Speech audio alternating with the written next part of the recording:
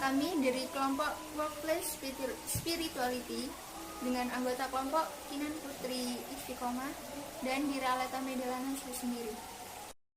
Next, saya akan menjelaskan tentang definisi Workplace Spirituality. Yang pertama, fenomena spiritualitas tempat kerja digambarkan sebagai pengalaman hidup batiniah memelihara dan dipelihara oleh pengalaman bermakna yang terjadi dalam konteks tempat kerja. Sebuah derivasi dari arti dan tujuan dalam pekerjaan sehari-hari. Pengertian yang kedua yakni pemeriksaan definisi spiritualitas membuang beberapa elemen umum.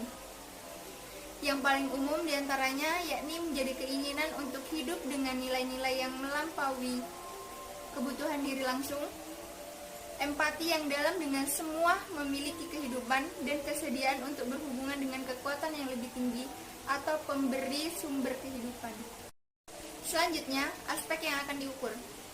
Antara spiritualitas tempat kerja, kepuasan kerja, dan kepuasan kerja dengan hasil organisasi seperti OCB untuk mengevaluasi penjelasan teoritis yang berharga tentang hubungan antara kepuasan kerja dan tempat kerja kerohanian.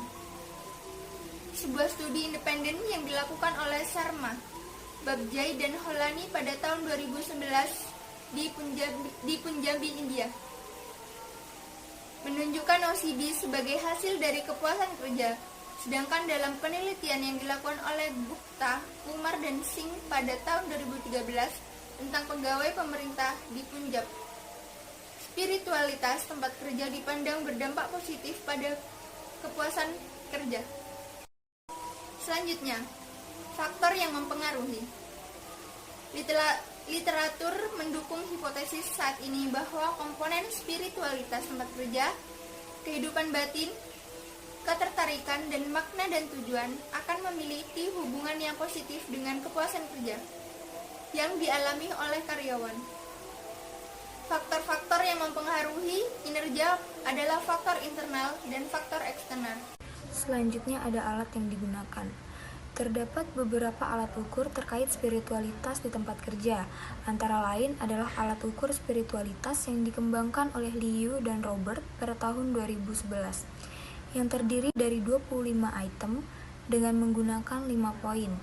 Seperti 1 sama dengan sangat tidak setuju hingga 5 sangat setuju.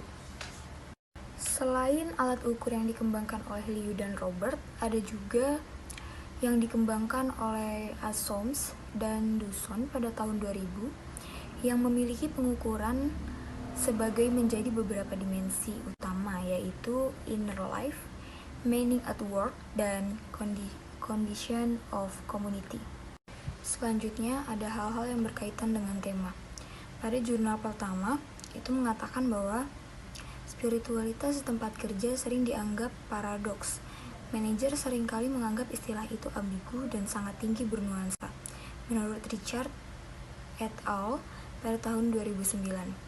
Dan organisasi serta individu tetap bingung tentang konsep dan implikasinya dan sering memiliki sedikit ide bagaimana menangani atau mengelola fenomena.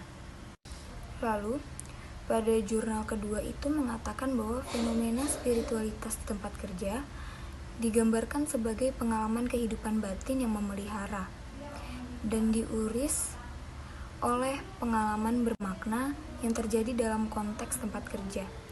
Menurut Asoms dan Duson pada tahun 2000, penelitian masa lalu menyoroti mengapa sulit bagi karyawan untuk memiliki spiritual dan kehidupan kerja yang terpisah.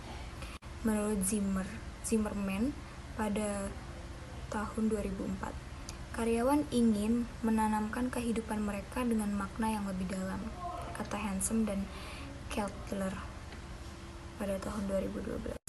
Sekian presentasi dari kelompok kami. Assalamualaikum warahmatullahi wabarakatuh. Istilah itu ambigu dan sangat tinggi bernuansa. Menurut Richard et al. Pada tahun 2009.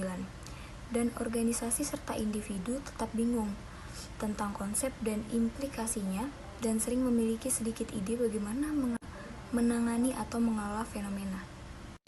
Lalu, pada jurnal kedua itu mengatakan bahwa fenomena spiritualitas di tempat kerja digambarkan sebagai pengalaman kehidupan batin yang memelihara dan diuris oleh pengalaman bermakna yang terjadi dalam konteks tempat kerja. Menurut Asoms dan Dusson pada tahun 2000, penelitian masa lalu menyoroti mengapa sulit bagi karyawan untuk memiliki spiritual dan kehidupan kerja yang terpisah. Menurut Zimmerman pada tahun 2004, karyawan ingin menanamkan kehidupan mereka dengan makna yang lebih dalam, kata Hansen dan Keltler pada tahun 2012. Sekian presentasi dari kelompok kami. Assalamualaikum warahmatullahi wabarakatuh.